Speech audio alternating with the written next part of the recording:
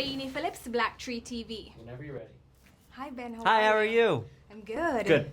So, the character of Sonic, it really resonated with me, but I'm curious, do you think you brought your own inflection or your own spin to the character? Yeah, I kind of, when I read the script, what I saw was like, you know what this is? It's kind of like a little kid that's so excited to get out there. He's kind of been trapped in a cave and not been able to do what he really wants to do. Yeah. He finally gets to be around real human beings and do all the things he wants to do. So I wanted to bring the energy and excitement, that kid-like feeling to him.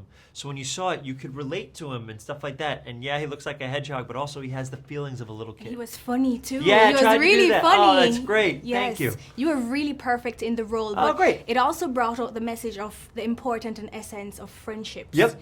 What is one thing you'd want persons to take away from the movie? I think this film starts with the idea that Tom sees an alien that he's never seen before, somebody he never thinks he would be friends with. And if kids could connect with the idea that there's friendship everywhere, to be kind to each other, to really Absolutely. connect. Yeah. It doesn't matter where you're from, whether it be a different planet like Sonic, but the idea that there's friendship anywhere and the warmth and the idea that they lean on each other and become better versions of themselves because of that. That'd be great.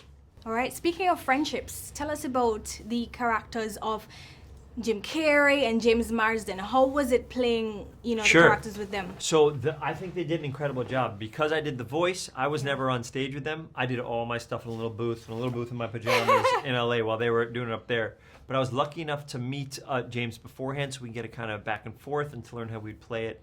And then I got to meet Jim on this tour, and he's one of my idols of idols. Wow. So the idea that I get to talk to him and he really listens and is caring has been such a beautiful treat.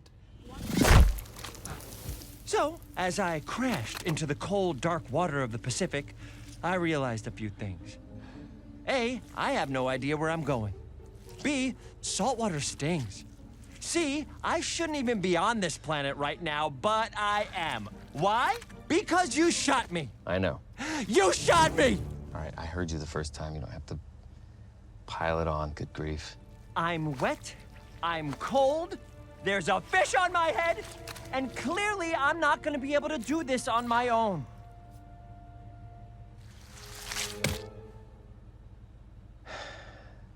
All right, get in the truck. Really? You're gonna help me? I guess it is a little bit my fault that all this is happening to you. Not a little bit, entirely. It is entirely your Okay, fault. it's entirely my fault. Are you coming? Yes. Road trip? Whoop whoop! What am I doing? What is one thing that Jim Carrey has taught you that you would want to share with the world? Do you know what he did? We just did this press conference, and he talked. It was kids were able to ask questions, and he took his time and he connected with the child, and he really just pushed positivity at them. And I think that's so wonderful and beautiful. And the idea that he really thought about his answers, even though a child was asking them, and really wanted to connect with them. I think that goes a long way. One of the greatest things about the movie is that it's not only for children, but adults were very enthused by the entire movie as well. And I think that was very important. But tell us, 2020, what's going to be new for you? Oh, great. Oh, I get to plug my own stuff? Great.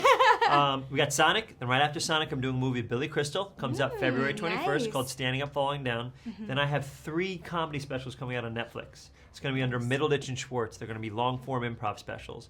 And then I have a TV show called Space Force with Steve Carell, John Malkovich, me, Tawny Newsome, Diana Silvers, and then later in the year I have a Disney movie. This is the year. Wow. Yeah, we'll this see. This is definitely the year. If people like this, I hope they'll keep watching me because this could be a fun one. Of course. And to make it a little bit more fun, Sure. so if you had one of the rings from the movie Sonic, where would you go? I'm assuming not the Mushroom Land. I would definitely not go to Mushroom Land. Or where do you go? I would probably go, I don't get to travel that much, and when I travel it's for work or when I tour, so I'll be there for 12 hours. I would love to really travel. I would love to really go to like Australia, Japan. I love to go to South America. I'd love to go to anywhere I can to just absorb and the different cultures. I was an anthropology major, and one of my favorite things was going places and learning about culture and society. And as I've gotten busier, I haven't been able to do it as much. So I'd love to do that. Fantastic. I hope you do. Thank you so much. Thank you. So nice to meet you. Same here.